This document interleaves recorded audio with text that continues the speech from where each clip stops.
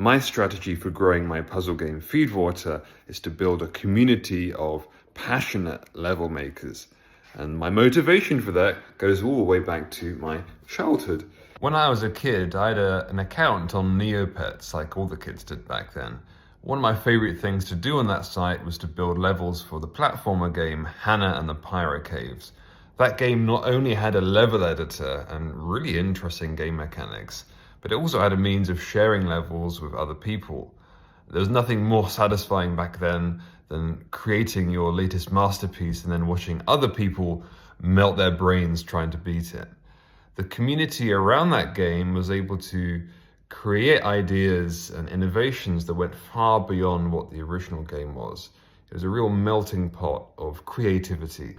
This is exactly what I want for Feedwater. Since day one of development, I've been building a level editor baked directly into the game that supports every new mechanic I add to the game.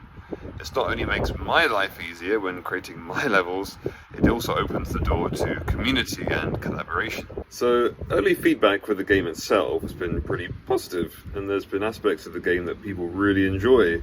But after more than a year of development, only 2 people besides me have actually made a level for the game. And my issue has really been lack of focus.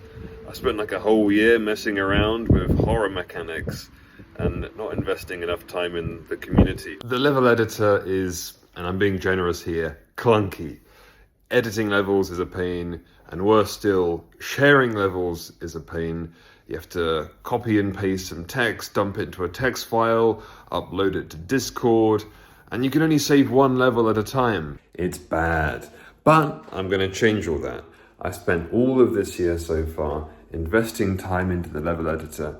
Unfortunately, that has meant I've been working on things that are not really visually appealing for social media. Things like selecting a region and moving it around, copy and paste, undo and redo, resizing the level, hotkeys. Not really exciting features that you can put on TikTok, but these are really critical for improving engagement with the level editor.